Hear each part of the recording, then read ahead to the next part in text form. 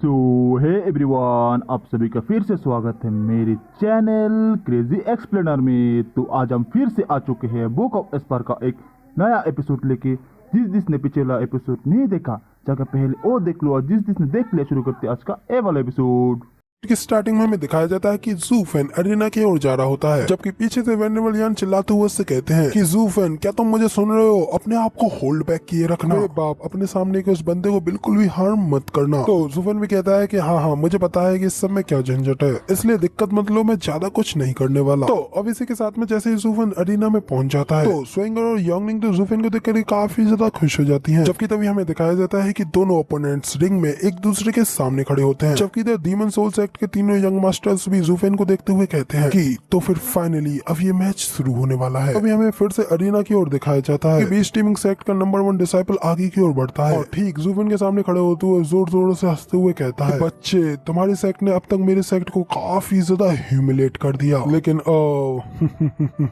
मैं तुम्हारे ऊपर अब अपना सारा का सारा गुस्सा उतारूंगा। मगर इस सब के लिए तुम खाली मुझको ही ब्लेम मत करना, क्योंकि ये सब कुछ तो सिर्फ और सिर्फ तुम्हारे इस सड़े हुए नसीब के ऊपर ही डिपेंड करता है, जिसका कि नंबर बिल्कुल मेरी तरह ही सेम आया। इधर उस बंदे की ये सारी हरकतों को देख करके तो दूर से यानमो भी कहता है कि ये कितना बड़ा इडियट है, जबकि इधर वेनेवलियान तो टेंशन में आते हुए अपने मन में कहते हैं कि जूफेन मेरे भाई, प्लीज इन बातों को सहन कर लेना। तभी हमें इधर जूफेन को दिखाया जाता है जिसको कि उसकी बातें से कोई घंटा फर्क नहीं पड़ता, बल्कि से स्माइल करते हुए यहाँ पे आराम से खड़ा होता है। मगर तभी अचानक से उसे कोई अलग ही चीज सेंस होती है, जिसे कि सेंस करके जूफेन काफी ज्यादा शॉक हो गया होता है, जबकि उसे वो सेंसेशन उसके पीछे से आ रही होती है। इसलिए जूफेन जल्दी से अपने पीछे मुड़ करके देखता है तो पहले तो उसके पीछे कुछ नहीं होता, मगर जूफेन की सेंसेशन के हिसाब से कोई ना कोई तो जरूरी उस गेट के पीछे खड़ा था। इस वजह से जूफेन अभी भी गौर से उस गेट की ओर घूर रहा होता है, जबकि जूफेन को अपने आप को इग्नोर करते हुए और दूसरी ओर घूरते हुए देख करके बीस्ट टीमिंग सेक्ट का वो बंदा तो काफी ज्यादा गुस्सा हो जाता है और गुस्से में अपने दांत पीसते हुए अपने मन में कहता है कि ठीक है, तू इग्नोरेंट मूर्ख, एक तुच्छ सा रेड स्टेज की 3rd लेयर का बंदा मुझे इग्नोर करने की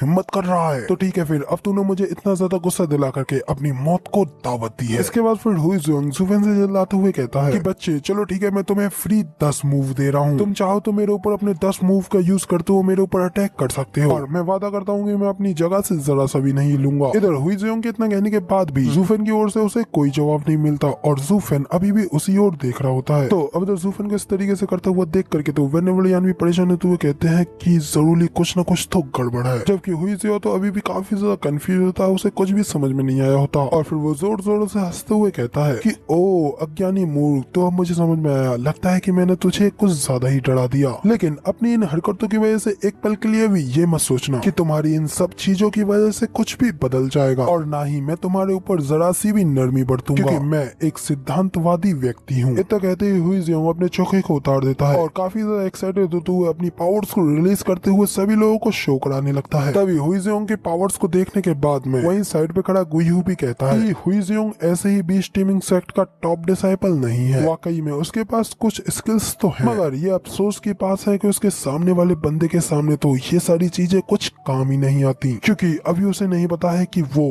किस मॉन्स्टर की ओर आगे बढ़ रहा है। इधर तभी अरीना की ओर वापस से दिखाते हैं जहाँ पे कि गुयहू ने ड्रैगन बॉल के गोकू की तरह कामेहामेहा वाला पोज बना रखा होता है और अपने हाथ में एनर्जी को इंसर्ट करते हुए कहता है कि कमीने, तुमने खुद इस चीज को मांगा है, ये है mid profound rank martial art descending bear palm. तो कहते ही हुईज़ोंग अपने मूव को पूरी तरीके से चार्ज करके जूफेन के ऊपर अटैक करने के लिए आगे बढ़ने लगता है, जबकि इधर जूफेन तो अभी भी वहीं पे पीछे मुड़ करके घूर रहा होता है। तो तब जूफेन को अभी भी इस तरीके से देख करके ऑनियन फेंग भी थोड़ा शौक होते हुए अपने मन में कहता है कि आखिर अब उस बंदे को क्या हो गया है, क्या वो अपनी मौत से डर गया है और वहीं पर जम गया है, जबकि इधर अभी भी जूफेन को मूव ना करते हुए देख करके तो योंगनिंग और स्वेंगर भी जूफेन के लिए काफी ज्यादा परेशान होते हुए उसे जोरों से आवाज लगाने लगती है। मगर तभी इधर अरीना में गुयहू तो जूफेन को ऊपर अटैक करने के काफी ज्यादा करीब पहुंच गया होता है, और तभी हमें दिखाया जाता है जूफेन की गुस्से में लाल आंखें अभी भी गुस्से में पीछे उस गेट की ओर घूर रही होती हैं, जबकि जूफेन को इस तरीके से घूरते हुए देख करके तो वेनेवलियान भी हैरान होते हुए कहते हैं कि आखिर इससे क्या हो गया है, और तभी जूफेन की आंखें गुस्से में और ज्यादा लाल और चौड़ी हो गई होती हैं, क्योंकि उसे वाकई में उस गेट के पीछे एक बंदा दिख जाता है जो कि शैडोज में होता है, लेकिन फिर भी उसके अंदर से गोल्डन ऑरा रिलीज हो रहा होता है और उसकी भी आंखें गोल्डन एनर्जी एनर्जी से चमक रही होती हैं और साथ साथ जूफेन को ही घूर करके देख रही होती हैं। कमेंट करके बताना कि आप लोगों को क्या लगता है कि आखिर ये बंदा कौन होगा। फिलहाल इधर जूफेन भी अपनी आंखों में ब्लू फ्लेम्स को रिलीज करते हुए बंदे को घूरते हुए अपनी दुश्मनी का उससे ऐलान कर रहा होता है और साथ ही उसे देखते हुए जूफेन इतना ज्यादा गुस्सा हो जाता है कि उसके ऊपर से कंट्रोल छूटने लगता है, जिस वजह से जूफेन की बॉडी से पर्पल लाइटनिंग अनलेस होती है। उसका हाथ भी किलिंग के हैंड में कन्वर्ट हो जाता है और साथ ही जूफेन अपनी पावर्स को रिलीज करते हुए किलिंग के हैंड से हुईजियो के मुंह पर एक जोरदार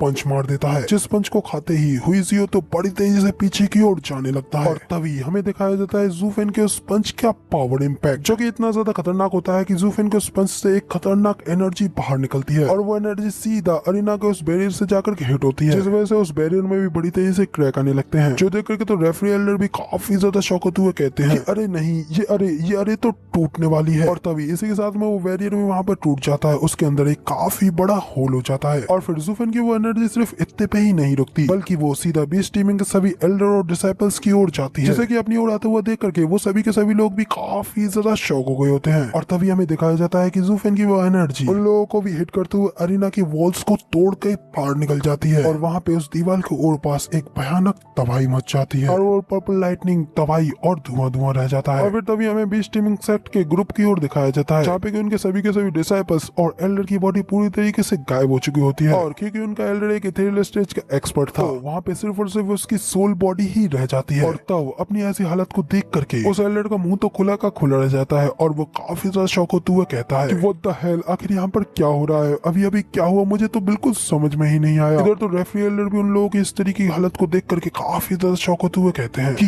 क्या बीस्ट टीमिंग सेट के सभी डिसाइपल्स का पूरी तरीके से विनाश हो गया। यहाँ तक कि इस अटैक के बाद में उनके इस एल्डर की बॉडी भी सरवाइव नहीं कर पाई, सिर्फ और सिर्फ यहाँ पर उनकी सोल ही बची रह गई है। इधर तभी हमें फिर से जूफेन की ओर दिखाया जाता है, जो कि इतनी तबाही मचाने के बाद में अभी भी अरीना में सीधा खड़ा होता है और उसके अंदर से पर्पल लाइटनिंग रिलीज हो रही होती है और साथ ही भाई जूफेन इस पर्पल लाइटनिंग के इर्द गिर्द रिलीज होते हुए और किलिंग के हैंड को अनलेस करने के साथ में क्या ही कमाल लग रहा होता है। इधर जूफेन के इतने ज्यादा खतरनाक पंच को देखने के बाद में तो मिस्टिकल हेवन सेट के एल्डर और फेज सुई का भी मुंह और आंख खुली की खुली रह जाती है। और ना सिर्फ ये लोग बल्कि डीमन सोल सेट के तीनों यंग मास्टर की भी हालत जूफेन के इतने खतरनाक पंच को देखने के बाद में बुरी हो चुकी होती है, क्योंकि वेनरेबल यान और वेनरेबल गुई भी जूफेन के इस एक्शन को देख करके काफी ज्यादा हैरान हो गए होते हैं। इधर ना सिर्फ वो लोग बल्कि यानमो की भी हालत बुरी हो चुकी होती है और वो घबराते हुए अपने मन में कहता है कि ये बच्चा, इस बच्चे की तो कोई सीमा ही नहीं दिख रही, जबकि उसके साइड पे खड़ी यूमी भी ये सब देख करके काफी ज्यादा हैरान हो गई होती है। और तभी हमें जूफेन को दिखाया जाता है, जो कि अभी भी वहीं पे खड़े होते हुए उसी बात के बारे में सोचते हुए कहता है कि उस गुफा में भी मैंने अपनी इस फुल स्ट्रेंथ का यूज नहीं किया था, मगर लेकिन ये फीलिंग्स फिर से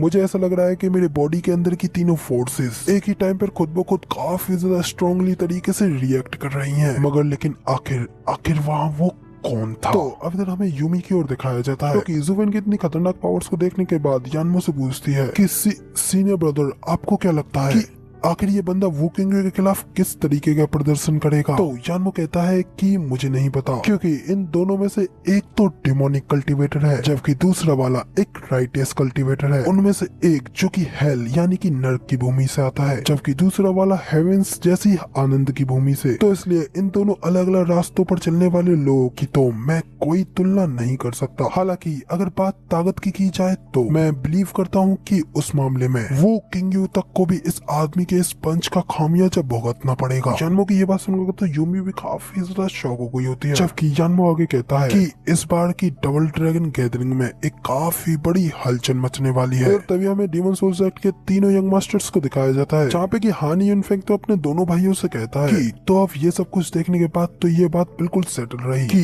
अब हमें कुछ भी करके हमारी होने वाली फाइट्स में फर्स्ट या फिर सेकंड पोजीशन लानी है, थर्ड के बारे में तो सोचना भी मत। तब हमें अपनी जगह बनाए रखने के लिए इस बीस्ट का सामना करना पड़ेगा, मगर हम इस आदमी के इस पंच का सामना तो बिल्कुल नहीं कर सकते। याद रखना, हमें अपनी फाइट पे फर्स्ट या फिर सेकंड पोजीशन पे तो आना ही है। तो तब अब उसके दोनों भाई भी ये समझ चुके होते हैं कि वो जूफेन का मुकाबला नहीं कर सकते, इसलिए वो दोनों लोग भी उसकी बात के लिए एग्री हो जाते हैं। और तभी हमें वापस से फाइटिंग अरीना का सीन दिखाया जाता है, यहाँ पे अनाउंसर एल्डर जूफेन के पीछे आते हुए सभी लोगों को अनाउंस करते हुए कहते हैं कि लोअर 3 सेक्टरों की वजह से इस एबनॉर्मल डायरेक्शन को देख करके फिलहाल कुछ टाइम के लिए हम लोग इन मैचेस को यहीं पर रद्द करते हैं और अब मैं इसके आगे की कार्रवाई के लिए हमारे दोनों एक्सीलेंटों को इस बात की सूचना दूंगा कि फिर वो हमें आगे की बता सके कि हमें आगे क्या करना है। इसलिए फिलहाल अलग अलग एम्पायर से आए इंपीरियल डेलीगेशन फिलहाल के लिए वापस चले जाए। तो अब रेफरी एल्डर कितना कहते ही बीस्ट टीमिंग सेक्ट के एल्डर सोल फॉर्म में उनसे कहते हैं कि एल्डर आप इस सब को ऐसे ही खत्म होने नहीं दे सकते। यहाँ पे अभी फिलहाल सभी लोगों के सामने मेरे सभी के सभी डिसाइपल्स मारे गए और उस बंदे ने अपने सिर्फ एक ही स्ट्राइक में सभी लोगों को खत्म कर डाला, और जबकि तुम इस बात के ऊपर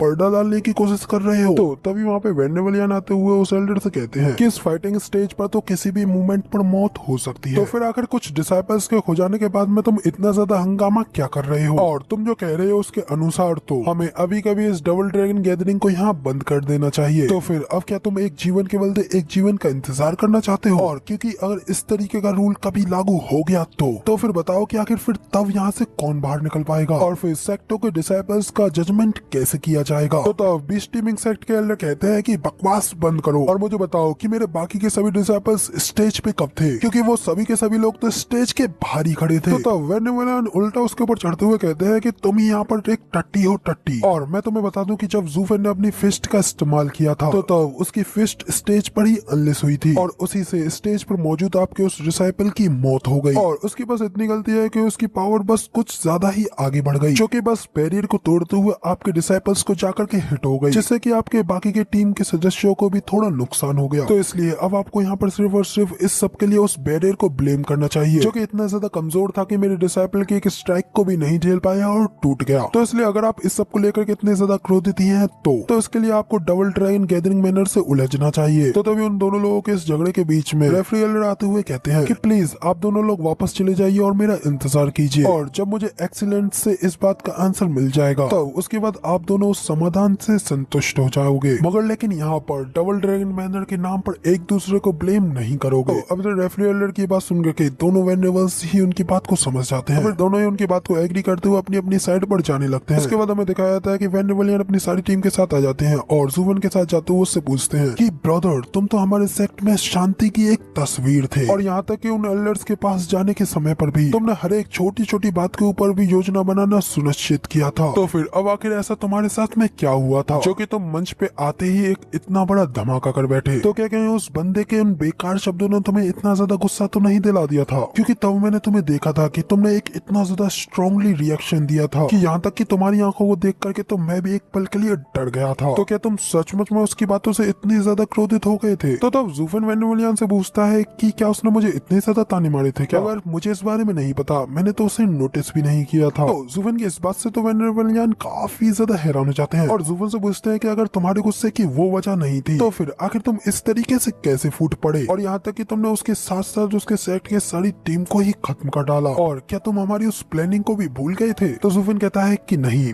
बिल्कुल भी नहीं, और इसके अलावा मेरा वो पंच उस बंदे के लिए तो बिल्कुल भी नहीं था, क्योंकि वो इस चीज के लायक तो बिल्कुल भी नहीं था। तो अब जब ज़ूफेन की सारी बातें सुनने के बाद तो वेंडेवलियन भी कंफ्यूज होते हुए अपने मन में कहते हैं कि आखिर तुम्हारे कहने का क्या मतलब है? मगर तभी इसी के साथ में सीन चेंज होता रहा, हमें उसी बंदे को दिखाया जाता है जैसे कि ज़ूफेन ने देखा था, जो कि अब वो ज़ूफेन को देखने के बाद वहाँ से जा रहा होता है, और तभी एक और बंदा उसके पास चलते हुए आता है, जो कि कोई और नहीं बल्कि उसका सीनियर ब्रदर होता है। उसे आवाज लगाते हुए कहता है कि जूनियर ब्रदर, इस पूरे दिन से मैं तुम्हें ढूंढ रहा हूँ और तुम मुझे कहीं नहीं दिखे हो, तो मुझे लगा कि तुम कहीं बोर होकर के यहाँ से भाग गए हो, और अब जब मैं तुम्हें यहाँ पर देख रहा हूँ तो मुझे पता चल रहा है कि तुम तो यहाँ पर लोअर 3 सेक्टों की फाइटों को देखने के लिए आए हुए हो। क्या लोअर 3 सेक्टों में से किसी ने क्या वास्तव में तुम्हारे इंटरेस्ट को अट्रैक्ट किया है? लेकिन तुम तो हमारे सेक्ट में किसी भी एक्सपर्ट के चैलेंज का जवाब देने में भी इंटरेस्टेड नहीं रहा करते थे। तो वो जूनियर ब्रदर हंसते हुए कहता है कि सीनियर ब्रदर, जैसा कि आप समझ रहे हैं ये सब कुछ वैसा नहीं है, और मैं यहाँ पर किसी भी तरीके की फाइट को देखने के लिए नहीं आया था, बल्कि मैं तो यहाँ पर किसी को देखने के लिए आया था। और ब्रदर, क्या आपको याद है कि कुछ दिन पहले मुझे सडनली अचानक से कुछ फीलिंग्स उठी थी और मुझे एहसास हुआ था कि मेरा डेस्टिन्ड राइवल, मेरा नियति से चुना हुआ जानी दुश्मन मेरे आसपास ही है। तो मेरी वो फीलिंग्स बिल्कुल सच थी, वो सचमुच में यहाँ पर आया हुआ है। तो ये सुन वो सीनियर ब्रदर कहता है कि क्या वो लोअर 3 सेक्टों में से है? जूनियर ब्रदर कहता है कि हाँ, मैंने उसे वहीं पर पाया है, और वो बिल्कुल वैसा ही है जैसा कि मैंने उसे इमेजिन किया था, बिल्कुल मेरी ही तरह, एक हाफ ह्यूमन और एक हाफ बीस्ट। उसकी भी बिल्कुल मेरी ही तरह एक सोवेरियन की बॉडी है, और हम दोनों के बीच की शक्तियां भी हम दोनों को एक दूसरे के करीब खींचती हैं, बिल्कुल एक अंतहीन चक्रव्यूह की तरह, जिससे कि हम कभी भी बच नहीं सकते। तब उसकी ये सारी बातें सुन करके उसके सीनियर ब्रदर कहता है कि जूनियर ब्रदर, मैं तुम्हें पहली बार किसी को लेकर के इतना ज्यादा एक्साइटेड देख रहा हूँ। तो वो बंदा भी काफी ज्यादा एक्साइटेड होते हुए कहता है कि हाँ, आखिर एक योग्य प्रतिद्वंदी से मिलने के बाद में ऐसा कौन होगा जो कि एक्साइटेड नहीं होगा। और जब एक ही टाइप के बीस्ट एक दूसरे से टकराएंगे और इस निष्कर्ष के ऊपर निकलेंगे कि उनमें से कौन बेहतर है, तो वो नजारा देखने में कितना ज्यादा अमेजिंग होगा। सचमुच यही तो मेरा कर्मा है। और माफ कर देना सीनियर ब्रदर, अब मुझे ऐसा लगता है कि मैं आपसे वेस्ट आइलैंड के सबसे बेस्ट टैलेंट होने का खिताब आपसे छीन लूंगा, इसलिए अब आप इस सब चीज को मिटा दो, क्योंकि अब ये हम दोनों बीस्टों के बीच में से ही कोई एक होगा। तो अब अपने जूनियर ब्रदर को इस तरीके से देख करके तो सीनियर ब्रदर भी काफी ज्यादा शौक हो गया होता है, और फिर वो भी उसके लिए खुश होते हुए कहता है कि कांग्रेचुलेशन ब्रदर, तो फिर फाइनली तुम्हें तुम्हारी डेस्टिनी मिल ही गई। तो हमें उस फाइटिंग पवेलियन के बाहर का सीन दिखाया जाता है। अब एक वेनर खुश होकर काफी ज्यादा जोर जोर से हंस रहे होते हैं और कहते हैं कि ये तो बहुत ही ज्यादा अच्छा रहा, और वो बेवकूफ तो ये चाहता था कि हम लोग अभी भी सारा दोस्त अपने ऊपर ले लें, लेकिन फिर भी अब वो खुद इस झंझट में और ज्यादा फंस गया। बाद में हमें जूफेन को दिखाया जाता है जो कि अपने गेट खोल करके बाहर को निकलता है और वेनेवलियन के इस तरीके के शोर को सुनते हुए उनसे कहता है कि आखिर ऐसी क्या चीज है जिसकी वजह से आप इतना ज्यादा एक्साइटेड हो रहे हैं। वेनेवलियन हंसते हुए कहते हैं कि मुझे तो ये परम आनंद बहुत ही ज्यादा पसंद है। जूफेन, बाकी के बच्चों के बारे में बताओ, आखिर वो कैसे हैं? क्या वो लोग भी बाहर आ रहे हैं कि नहीं? तो मैं तुम सभी लोगों को एक काफी ज्यादा अच्छी खबर को शेयर करना चाहता हूँ। जूफेन उनसे कहता है कि आपको सारी बात शेयर करने के लिए मैं ही काफी हूँ, क्योंकि बाकी के सभी बच्चों को मैंने बैरियर खड़ी करने और मेडिटेट करने के लिए कहा है और उन्हें अभी काफी ज्यादा आगे बढ़ने की जरूरत है, इसलिए उन लोगों को स्टेबल होने में थोड़ा टाइम चाहिए। वेनेवलियन हंसते हुए कहते हैं कि हाँ सही है, तुमने बिल्कुल सही कहा, इस सब के लिए तुम्हारी कंसिडरेशन बहुत ही ज्यादा जरूरी है, और क्योंकि हम लोग मैन है इसलिए हमें हमेशा ही एक बड़ी से बड़ी चुनौती की ओर बढ़ते रहना पड़ता है, और एक छोटी सी लोअर 3 सेक्ट की स्टेज हमें इस तरीके से रोके नहीं रख सकती। स्टीवर्ट जू, क्या तुम जानते हो कि आज हम लोगों ने सुबह सुबह क्या किया? जूफेन अपना मूड साइड पे करते हुए कहता है कि मुझे नहीं पता और ना ही मुझे जानना है, क्योंकि जितना मुझे आपके बारे में पता है तो आप यही कर सकते हैं कि तुम लोगों को कल के मामले के चक्कर में वहाँ पे बुलाया गया होगा। तो जूफेन की ये बात सुन के तो वेनेवलियन अपना मुंह बनाते हुए कहते हैं कि एक बात तो है, तुम्हारे अंदर लोगों को नाराज करने की बहुत अच्छी कला है, और तुम्हें घंटा भी नहीं पता है कि आखिर यहाँ पर ये सब क्या हो रहा है, लेकिन फिर भी अपने मुंह से जो निकलता है उसे निकालते रहते हो। अब मैं तुम्हें जो कुछ भी बताने वाला था तुमने तो उसका मजा पहले ही बिल्कुल बेकार कर दिया। तो तभी उनके पीछे से वेनेवल गुई हंसते हुए कहते हैं कि फाइंड यांग, यहाँ पे इतनी भी ज्यादा कोई एक्साइटिंग बात नहीं है जिसकी की वजह से तुम यहाँ पर इतना ज्यादा शो ऑफ कर रहे हो, इसलिए आगे बढ़ो और सीधा सीधा बताओ कि आखिर वहाँ पे क्या हुआ, या फिर तुम चाहो तो मैं खुद उसे बता दूं। वेनेवल चढ़ते हुए कहते हैं कि नहीं नहीं मैं बताऊंगा, क्योंकि इसके बारे में अच्छा महसूस कराने का एकमात्र तरीका ये है कि उस चीज के बारे में मैं खुद स्वयं इन लोगों को बताऊं। वेनेवल गुई हंसते हुए कहते हैं कि फाइंड यांग, तुम्हारे पास कोई भी हॉबीज तो है नहीं, मगर तुम सच में बात करना तो बहुत ही ज्यादा पसंद करते हो। अब वेनेवलियन बताना शुरू करते हुए कहते हैं कि आज सुबह हमें एक रूड सी वॉइस ने जगाया, और तब हमने बाहर आकर के देखा कि हमारे सामने एक मिडिल एज आदमी था जिसके के कपड़े भी कुछ कुचले हुए थे, साथ ही वो दिखने में भी एक एवरेज सा ही आदमी लग रहा था, लेकिन फिर भी उसकी पावर्स तो आउट ऑफ द वर्ल्ड थी। तो अब इधर जूफेन को वेनेवलियन को इस तरीके से ड्रामा करते हुए देख करके जूफेन सीधा उनसे कहता है कि सीधा सीधा पॉइंट पे आओ, बताओ मेन बात। तो वेनेवल को तो पीछे से हंसने लगते हैं। जूफेन को बताते हैं कि वो डबल ड्रैगन मैनर का एक आयरन बॉय था जो कि कल के हंगामे के बारे में बताने के लिए हमसे मिलने के लिए आया था। तो उधर वेनेवल गुई को इस तरीके से बीच में इंटरप्ट करते हुए देख करके वेनेवलियन उनसे कहते हैं कि क्या तुम एक बार किसी स्टोरी टेलर को इस तरीके से इंटरप्ट करना बंद करोगे और कहानी सुनाने दोगे? और सबसे पहले स्टोरी को सुनाने के लिए मुझे इसका मूड तो सेट करने दो, लेकिन फिर भी तुम तो यार यहाँ पे सारी कहानी को जड़ से ही खत्म कर रहे हो। उधर साइड में जूफेन भी परेशान होते हुए अपने मन में कहता है तो अब मुझे पता चला कि आखिर क्यों सेक्ट में सभी के सभी लोग इसकी कहानियां सुनने से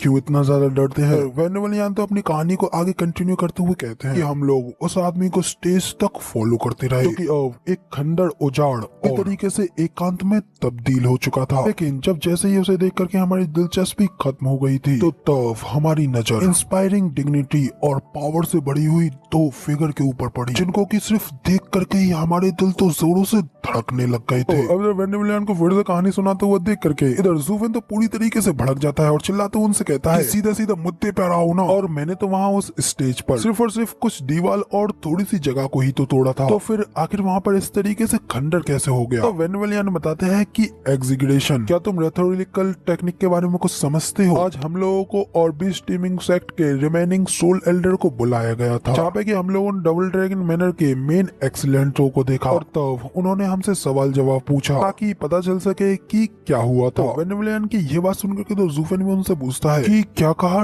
डबल ड्रैगन गैदरिंग के मालिकों को, तो क्या डबल ड्रैगन कोई पर्सन है? तो वेनेवलियन ज़ूफेन को बताते हैं कि लोअर 3 सेक्टरों की फाइटिंग स्टेज के बीच में ऐसा दृश्य उपस्थित होने की वजह से उन्हें वहाँ पे अपनी उपस्थिति स्पष्ट करनी पड़ी, और जबकि वो दोनों लोग भी ये देख करके काफी ज्यादा शॉक्ड थे, और एंड पर उन्होंने लोअर 3 सेक्टरों के बाकी के सभी मैचेस की देखभाल करने का निर्णय लिया। तो वेनेवलियन को उससे बात खत्म करते हुए देख करके वेनेवल को भी उन्हें उंगली करते हुए कहते हैं कि क्या तुम अब इस बात में अपनी कोई मिर्च मसाला नहीं जोड़ोगे? तो वेनेवलियन कहते हैं कि डबल ड्रैगन मैनर के एक्सीलेंट खुद स्वयं तुमसे मिलने के लिए आए हमारे लिए तो यही एक ग्रेट होनर है। तो ज़ूफेन कहता है कि अच्छा, तो इस तरीके से सारी घटना का खुलासा हुआ है। तो वेनेवलियन ज़ूफेन से पूछते हैं कि आखिर फिर तुम किस तरीके से इस चीज को एक्सपेक्ट कर रहे थे? मैंने उनसे कहा था कि वहाँ पर स्टेज पर तुम्हारा ओपोनेंट हुईजियोंग था और तुमने उसके ऊपर अपना सिर्फ एक अटैक किया, जिससे कि वो अटैक उस बंदे से जाकर के लगा, और साथ ही उस अटैक की चपेट में बाकी के सभी बीस्ट टीमिंग सेक्ट के डिसाइपल्स भी आ गए। लेकिन इस सब चीज में हमारा फॉल्ट तो कुछ भी नहीं है। और तभी वहाँ पर वो जज भी खड़ा था, उसने भी उन्हें यही सारे फैक्ट्स बताए, और डबल ड्रैगन मैनर के एक्सीलेंट भी बिल्कुल निष्पक्ष थे, इसलिए उन्होंने भी हमारे ऊपर किसी भी चीज का आरोप नहीं थोपा। इस वजह से अब यहाँ पर सब कुछ क्लियर है और हमारे ऊपर कोई आरोप नहीं है। तो फिर ज़ूफेन पूछता है कि आखिर फिर उनके एल्डर लू का क्या हुआ? तो वेनेवलियन कहते हैं कि आखिर तुम इस बारे में क्या सोचते हो? मगर इससे कोई फर्क नहीं पड़ता कि उसने अपना मुंह कैसे चलाया और इस सारे पक्ष को अपनी ओर घसीटने की कोशिश की, क्योंकि डबल ड्रैगन मैनर के एक्सीलेंटरों ने तो उसकी बातों को सुना भी नहीं, और उन्होंने उस एल्डर लू से सिर्फ इतना ही कहा कि जल्द से जल्द अपने लिए एक बॉडी ढूंढ लो ताकि तुम इस तरीके से सोल फॉर्म में रहते हुए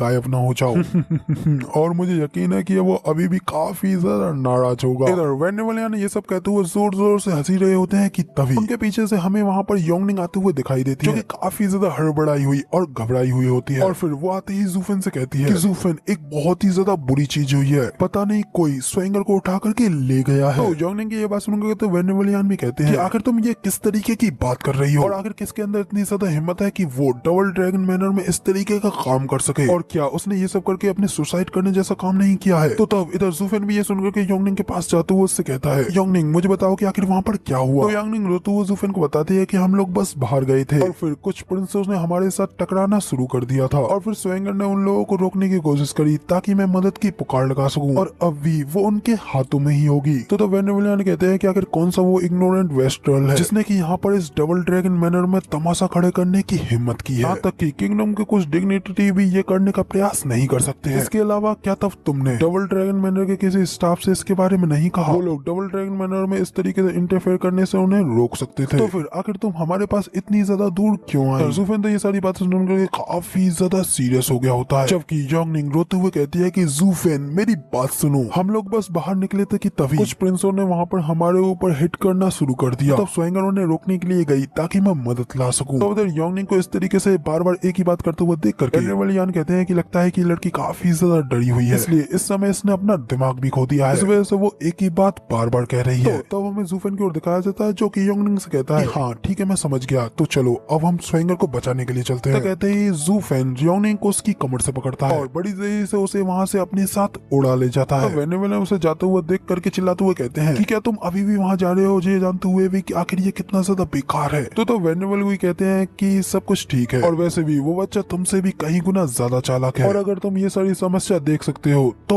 वो भी उसे देख सकता है। वेनेवलियन कहते हैं कि वो ये सब जानते हुए भी तो वहाँ जा रहा है, और मैंने अब तक जो सबसे बड़ा साहस ही देखा है सिर्फ और सिर्फ इस बच्चे के अंदर ही देखा है। तो अब इसी के साथ में यहाँ पे हमारा सीन चेंज होता है और हमें डबल ड्रैगन गैदरिंग मैनर में ही एक जंगल का सीन दिखाया जाता है, जहाँ पे कि हमें स्वेंगर को दिखाया जाता है जो कि एक पेड़ के नीचे बेहोश बैठी होती है। वहीं पर उसके ऊपर एक नीले कलर की बटरफ्लाई बीस्ट होता है जो कि एक सोल फॉर्म में होता है, और स्वेंगर के ऊपर अपनी ब्लू कलर की मिस्ट छोड़ रहा होता है। और तभी हमें दिखाया जाता है कि वहाँ पे अचानक से स्वेंगर की आंखें खुलती हैं, मगर फिर भी वो बटरफ्लाई अभी भी अपनी मिस्ट को स्वेंगर के ऊपर ही छोड़ रही होती है। इस वजह से स्वेंगर की आंखें बंद हो जाती हैं और वो फिर से बेहोश हो जाती है। तभी हमें दिखाया जाता है कि वो सोल फॉर्म में बटरफ्लाई कोई और नहीं बल्कि वो बीस्ट टीमिंग सेक्ट का एल्डर लू ही होता है, क्योंकि स्वेंगर को देखते हुए अपने मन में कहता है व्हाट द हेल, आखिर ये किस तरीके की लड़की है, और आखिर मैं इसके दिमाग के अंदर जाकर के इसके ऊपर कंट्रोल क्यों नहीं कर पा रहा हूँ, और आखिर मेरे साथ ये सारी बकचोदियां खत्म क्यों नहीं हो रही हैं। तो गाइस अब एल्डर लू के इसी सीन के साथ में हमारा ये वाला एपिसोड यहीं पे कंप्लीट हो जाता है, और अब इसके आगे क्या होने वाला है, क्या स्वेंगर इससे बच पाएगी या नहीं, तो बता तो हम लोगों को अब इसके अगले एपिसोड यानी कि कल देखने को मिलेगा। फिलहाल तो वीडियो पसंद आई हो तो यार एक लाइक कर देना, साथ ही कमेंट करके मुझे जरूर बताना कि आखिर आप लोगों को ये वाला वीडियो का एक्सप्लेनेशन कैसा लगा, और चैनल पर नए और आगे भी ऐसी अमेजिंग वीडियोस को देखना चाहते हो हो तो इस चैनल को सब्सक्राइब जरूर से कर देना, शुक्रिया। जिसके बाद मिलते हैं किसी और नई वीडियो में, तब तक के लिए बाय बाय।